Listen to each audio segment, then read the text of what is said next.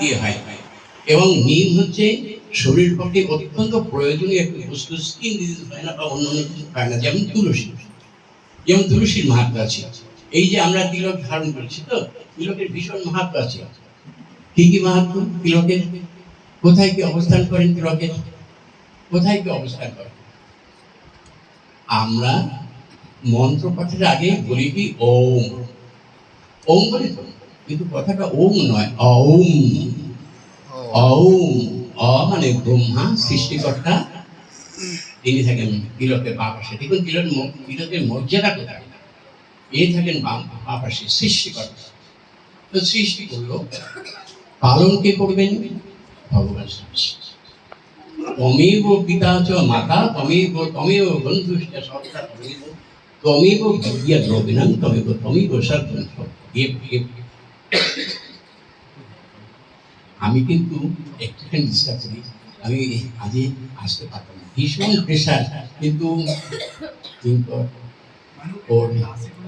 সেই জন্য একটু হালকা হালকা বলবো। আমরা অনপ্রাশনে একটু পরে নাম করবো, আর কোনোদিন এসে যদি একটু শান্ত হয়, আমার দৃষ্টিও নেই, দৃষ্টি শান্ত নিশ্চয়ই আপনাদের মনোনয়ন করবো। দাদাজি বললেন এই কথা, আমার সামনে যে বললেন একটাই, ত্রিনাথ অপি শুনিছেন, ত্রিনাথ অপি শুনিছেন, তর এব সহিষ্ণু অমানিনা মানদেয় কীর্তনীয় সদা বলে সবাই জানে। তাহলে ত্রিনাথবি শুনেছেন, ভেবে দেখুন ত্রিনাথবি কেন বলছেন? তৃণ মানে একটা হচ্ছে দুর্বা,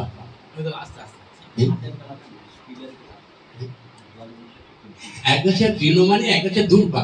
তাহলে বলছেন যে বলে আমাদের বৈষ্ণবের লক্ষণ বলেন ত্রিনাথ অপি, তৃণ, তৃণ মানে দুর্বা। তাই দুর্বার থেকে নিচু হতে পারে কখনো? পায়ে আমরা দোলে মারিয়ে চলে যাই, একটু নিচু হতে পারে না, কিছু হতে পারে না। তাহলে বলছেন বৈষ্ণব কিভাবে হবে?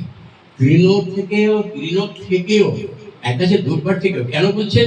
এক আছে দুর্বার দাঁড়িয়ে থাকুন, কিন্তু পরবর্তী দুর্বারকে সরিয়ে দিন, পাটা সরিয়ে দিন, দেখবেন দাঁড়াবেই, ওইটাই তার ধর্ম। তাহলে এই যে বৈষ্ণব হইতে বলো মনে ছিল সাত, ত্রিনাথপি শুনেছে না করে দিল বাদ, সব ত্রিনাথপি শুনে আরো নিচু হতে হবে। আমাদের সিদ্ধ নবদ্বীপে 5 সিদ্ধ, আমাদের সিদ্ধ জগন্নাথ দাস বাবা,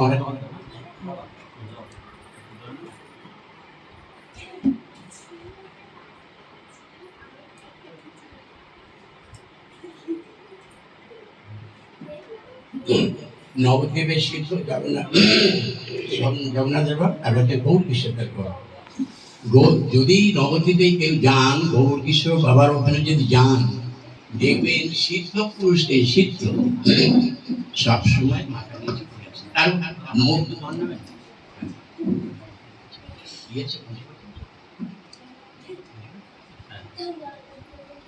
তো তিনি হাত জোর করে সবসময় আছেন। কেন? তারপর শিষ্য যারাই আছেন তারাই আছেন।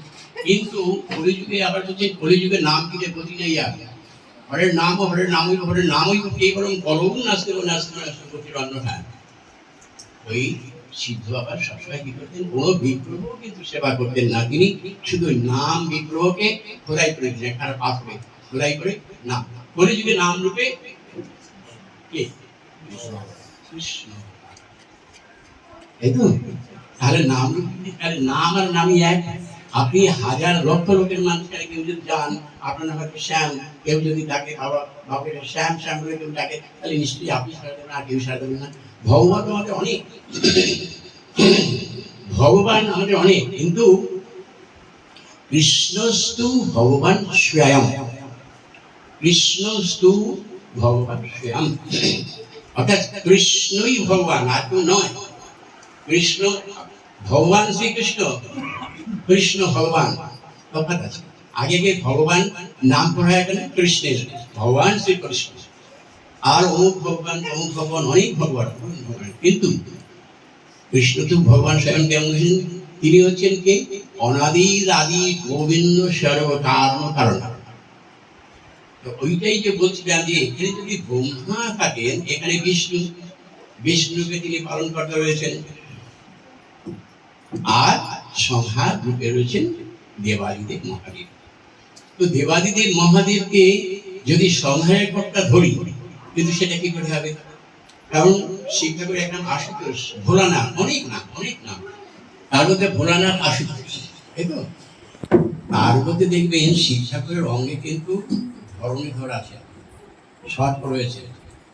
ওই সর্পের দ্বারা ওই হচ্ছে ওই দিয়ে মহাপ্রলয় করেন। এই যে নিতাই চাঁদ, নিতাই না বলিল মুখে, মজিল সংসার সুখে, সেই পশু বড় চাঁদ নিতাইকে যদি আমরা না মানি, যে নিতাই, যার নাম হচ্ছে ধরণীধর। ধরণীকে, পৃথিবী ধরিত্রীমাতাকে যিনি ধারণ করে আছেন, হাজার কণাযুক্ত যে রয়েছেন, যার উপরে ভগবান শ্রীকৃষ্ণ সাহিত্য হয়ে আছে, আর একটি কণায় ধারণ করে আছেন ধরণীধর। উনি কিন্তু মহাপ্রলয় ভগবান শ্রীকৃষ্ণ সেই অনন্তদেবের উপরে যখন থাকেন, বিরাজ করেন অনন্তদেবের উপরে। আর কত রকম ভাবে নিত্যানন্দ প্রভু বলুন, লক্ষণ বলুন, এরা এক এক সময় রাম অবতারে দেখুন তিনি ছোট হয়ে দাদার সেবা করেছেন, কত রকমের সেবা করেন। যখন যে লীলার প্রয়োজন সেই লীলায় তিনি আচরণ করে যাচ্ছেন। তা রামচন্দ্র রূপে দা করে কিন্তু বড় ভাই রূপে সেবা করছেন। বলো রাম জয় জয় মহাবিষ্ণুর অবতার শ্রী অদ্বৈত চন্দ্র, জয় জয় রোহিণী নন্দন বলরাম নিত্যানন্দ। তাহলে বলরাম যিনি নিতাই হয়ে এলেন কেন? সেই এক যুগে এক এক রকমের প্রয়োজন, যে রূপে যখন সময় হয় তার চরণ পাদুকা, সাজ, সজ্জা সবকিছু রূপে তিনি আছেন, সেবা করছেন। আর তিনি এবং সেবক রূপে নিতাই চাঁদ আছেন। আর যেহেতু তিনি সেই অনন্ত ব্রহ্মাণ্ড রূপে তিনি মস্তকে ধারণ করে আছেন, আমাদের একটা প্রবাদে আছে যে যখন তিনি করেন, যখন মাথা ব্যথা হয়ে যায়, তার মস্তক যখন ব্যাপার হয়ে যায়, অনন্তদেব রূপে তিনি অনন্তভাবে সেবা করে যাচ্ছেন, অনন্তভাবে সেবা করে দিচ্ছেন। আর এই কৃষ্ণের অবস্থা, কৃষ্ণের গুণ অনন্ত মুক্তিও তিনি শেষ করতে পারছেন না। এতই কৃষ্ণের মহিমা, এতই কৃষ্ণের সবকিছু পরিপূর্ণ হয়ে আছে, সর্বারাধ্য দেবতা। আর সেই নিত্যানন্দকে আগে আমরা দণ্ডবাদ প্রণাম করব, যেহেতু তিনি সবকিছু ধারণ করেছেন, আমাদের সবকিছু ধারণ করেছেন। নিতাই অবতারে তো দেখুন দেখিনি, হ্যাঁ, কি পাপিষ্ঠদের কত কষ্ট সহ্য করেছেন, কত কষ্ট সহ্য করেছেন। যখন তাকে ওইভাবে সংহার করা হলো, সেই কলসি মেরে তখন যদি জগাই মাথায় দুষ্ট। এই গৌলীলাতে কিন্তু তিন যুগে যখন ভগবান শ্রী বিষ্ণু বৈকুণ্ঠে বসে আছেন, তখন তখন দুই দ্বারপাল জয় বিজয়কে যখন বলেছিলেন চতুর্শন যখন যাবেন ভগবান শ্রীকৃষ্ণ দর্শন, চতুর্শন 5 বছর অবস্থায় নগ্ন বালকের বৈকুণ্ঠ লোকে যাবেন ভগবান দর্শন। ছেলে খেলা পেয়েছো, হ্যাঁ, নগ্ন অবস্থায় ভগবানকে দর্শন করে যাও, এখানে বৈষ্ণব অপরাধ দেখুন, মহৎ অপরাধ দেখুন। তখন সে কি করলো? চতুর্শকে চিনতে পারেনি। বৈষ্ণব চিনিতে নারে দেবের সব।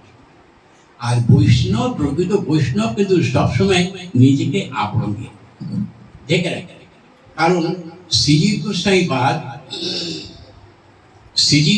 পাদ একবার কি করলেন, গুরুদেবের শিষ্য প্রধান কর্তব্য গুরুদেবের মহিমা বাড়িয়ে দেবে, এটা শিষ্যদের নিয়ম। আর যথাযথ গুরু শিষ্যকে দিয়ে নিজেকে লুকিয়ে রেখে শিষ্যকে সবসময় বড় করতে থাকে, এটা স্বাভাবিক কথা। কেন? কৃষ্ণ দেখেন, কৃষ্ণ যে তার যে ভক্ত, কৃষ্ণ একান্তই ভক্ত, অর্থাৎ গুরুদেব হচ্ছে কৃষ্ণের প্রধান ভক্ত। আমার থেকে আমার ভক্ত শ্রেষ্ঠ, কৃষ্ণ বলে আমার থেকে আমার ভক্ত শ্রেষ্ঠ। সেই ভক্তকে হয় যে একান্তভাবে কৃষ্ণের শরণাগত হয়েছে। সর্বধর্মান পরিত্যাজ্য মামেকং শরণং ব্রজ অহং ত্বং মোক্ষে মা। অর্জুন, তুমি চিন্তা করো না, আমি তো তোমার জন্য আছি। কেন তুমি চিন্তা করবে? তুমি যাই করো না কেন। কিন্তু অর্জুনে যখন গান্ডীবটি পড়ে গেল, হাতের থেকে শিথিল হয়ে যখন পড়ে গেল, না আমি পারবো না, কৃষ্ণ হে আমি পারবো না, সব আমি পারবো না, এত লোককে মারবো, আমার আত্মীয় স্বজন, গুরুদেব পর্যন্ত দ্রোণাচার্য, কৃপাচার্য, সব তারা পর্যন্ত আচার্য পাদে রয়েছেন, আমি সেখানে কি করে আমার বান চালাবো? আমার শিক্ষা ঠিকই আছে, কিন্তু কথা হচ্ছে যে তিনি অধর্মের পথ নিয়েছেন, অধর্মের পথ নিয়েছেন, দুর্যোধনের পথ নিয়েছেন, অধর্মের পথে যেই কুরুক্ষেত্র যুদ্ধের প্রধানই হচ্ছে ধর্ম বনাম অধর্মের লড়াই, ধর্ম বনাম অধর্মের লড়াই। ইয়াদা ইয়াদা হি ধর্মস্য গ্লানির্ভবতি ভারত অভ্যুত্থানম অধর্মস্য তদাত্মনাং স্মৃয়াম্যহং কেন পরিত্রাণায় সাধনায় বিনাশে চ দুষ্কৃতাং ধর্ম সংস্থাপনার্থায় সম্ভবামি যুগে যুগে। অর্জুন, আমি যুগে যুগেই আসি, তুমি আমার বড় প্রিয়, তুমি সবসময় আমার সাথে থাকবে।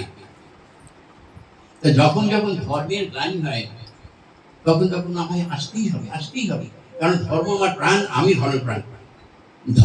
ধর্ম রক্ষতি ধর্ম কাহা, ধর্মটা যে ধার্মিক হয় সে ধর্মকে রক্ষা করবেন, জীবন যায় যায়, কিন্তু আমার ধর্মকে আমার রক্ষা করতেই হবে। যে স্বধর্মী ধ্বংসেও পরধর্ম ভয়াবহ, একদমই আমার ধর্ম, যার যেটা ধর্ম তাকে সেটা রক্ষা করতেই হবে। তবে হ্যাঁ, এইটা চিন্তা করতে হবে, আমি যে পথটি নিচ্ছে প্রথমেই গুরুকরণের আগেই তো বলতে হচ্ছে যে দেখো তুমি গুরুটা আগে গুরুদেবকে চেনো, তার সাথে অনেকদিন বসবাস, তাকে ভালো করে চেনো, ভালোভাবে চিনে তবেই তার কাছে একটি মেয়ে একটি ছেলের কাছে যে আত্মসমর্পণ করবে, অর্থাৎ বিবাহ করবে, তার আগে তো ছেলের পরিচয় জানতে চাই বা মেয়ের পরিচয় জানতে চাই, তো ঘটকের কাজ করতে হবে। তো গুরুদেব হচ্ছে সেই ঘটক, তাই না? আমি এবার থেকে ওপারে যাবো, মাঝখানে বিরাট নদী, বিরজা নদী রয়েছে, উড়িষ্যার বিরজা নদী, গঙ্গার এপার থেকে ওপারে যাবো, যমুনার এপার থেকে ওপারে যাবো। কেন? কে নিয়ে যাবে? নাবিক নিয়ে যাবে। এত দেহরূপ তরণীকে নাবিক এপার ওপার করবে। ওই নাবিক কোথায় তুমি? অন্ধকার হয়ে গেছে, প্রবল ঝড় বৃষ্টি, পথহারা দিশাহারা হয়ে গেছে পথিক, ওপারে যেতে হবে, রাত হয়ে গেছে, ওপারে সংসার রয়েছে, সবাই সেখানে রয়েছেন। দেখুন ভগবানের পরীক্ষা, আমরা ভগবানকে চাইলেই হবে নাকি নাকি অন্তরাত্মা যতক্ষণ না আমাদের শুদ্ধ হচ্ছে, হৃদয়ে নির্মল নাহি ভেল। নরোত্তম ঠাকুর সাহেব বললেন, আমি আমাদের হয়ে বলি, আমাদের হয়ে বলছেন, আমি এত কিছু করলাম, এত কিছু করলাম, ওই আমার তো কিছুই হলো না, কিছুই তো হলো না, তাহলে কি হবেই না আমার? হ্যাঁ, নিশ্চয়ই। তখন বিদায় অর্জুনকে সেই কথাই বলতেন, তোমার চিন্তা নেই, তুমি আমার কাছে আত্মসমর্পণ করো। এক নারী, এক মহিলা যখন পরপুরুষকে আত্মসমর্পণ করে, কি বিশ্বাসী করে, দৃঢ় বিশ্বাস, উনি আমার পতি হবেন, তাই না? দেখুন, বিশ্বাস যদি না হয়, কিন্তু আজকের যুগে বিশ্বাস যখন মৃত্যু হয়ে গেছে, বিশ্বাস মানে এই যে আমি তোমার বিশ্বাস করো, তুমি আমাকে বিশ্বাস করো, বিশ্বাস যখন মৃত্যু হয়ে গেছে, কেন? আদৌ শ্রদ্ধা, বিশ্বাসের আদৌ শ্রদ্ধা, শ্রদ্ধা না থাকলে বিশ্বাস আসে না। আমি ধরুন একটা নাপিতের কাছে চুল দাড়ি কাটতে গেছি, তো নাপিত যদি ব্লেডটা চালিয়ে দেয়, তাকে বিশ্বাস করছে। রাধা বিনোদ গোস্বামী বলেন, শ্রীমদ ভাগবত, তুমি বিশ্বাসে কিভাবে করবে? কিভাবে বিশ্বাস করবে?